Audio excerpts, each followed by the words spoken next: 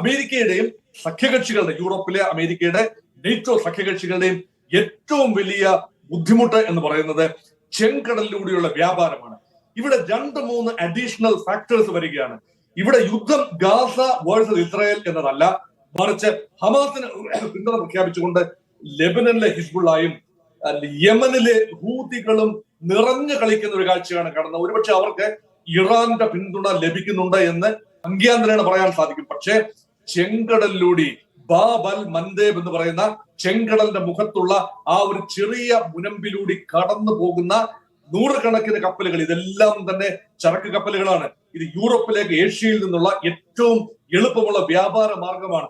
ആഫ്രിക്കയുടെ Cape good hope ചുറ്റി വളഞ്ഞു പോകാതെ 3500ഓളം കിലോമീറ്റർ ലാഭിച്ചുകൊണ്ട് ചെങ്കടലിലൂടെ ഒമാൻ ഉൾക്കടൽ കയറി ചെങ്കടൽ ബാബൽ മന്ദേബ് കടന്ന് ചെങ്കടലിലെത്തി അവിടെ നിന്നും സൂയസ് കനാൽ വഴി മെഡിറ്ററേനിയൻ കടലിലെത്തി യൂറോപ്പിന്റെ ദക്ഷിണ ഭാഗത്തേക്കും മറ്റു ഭാഗങ്ങളിലേക്കും അറ്റ്ലാന്റിക് മേഖലയിലേക്കും എല്ലാം ചരക്കുകൾ വിന്യസിക്കാനുള്ള ആ ഒരു വ്യാപാര പാത ഇന്ന് ഏതാണ്ട് പൂർണ്ണമായി അടഞ്ഞിരിക്കുകയാണ്.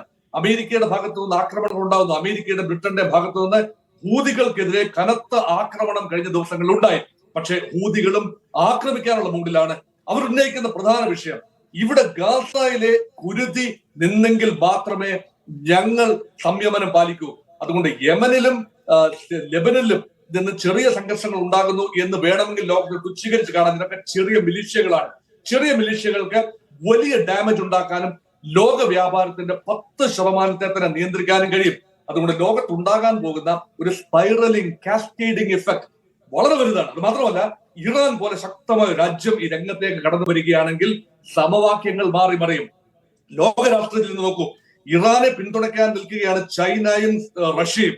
അപ്പൊ ചൈനയുടെയും റഷ്യയുടെയും പിന്തുണ ഇറാന് ലഭിക്കുകയും ഇറാൻ ആക്റ്റീവായി രംഗത്ത് വരികയും ചെയ്താൽ ഇസ്രയേലിന്റെയോ അമേരിക്കയിലെയോ കയ്യിൽ നിൽക്കില്ല യുദ്ധം. അതുകൊണ്ട് എത്രയും പെട്ടെന്ന് സമാധാന മാർഗത്തിലൂടെ, ചർച്ചകളിലൂടെ ഒരു സ്വയം പര്യാപ്തമായ പാലസ്തീൻ, ഒരു സെൽഫ് ഡിറ്റർമിനിങ് പാലസ്തീൻ, സ്വതന്ത്ര പാലസ്തീൻ രാജ്യം ഉണ്ടാക്കിയെടുക്കുക. അതിന് ഈ സംഘർഷം, ഈ 100 ദിവസത്തെ കുരുതി അതിനൊരു നേർച്ചയായി മാറുമെങ്കിൽ ഏറ്റവും നല്ല കാര്യം അത് തന്നെയാണ്. ഒരു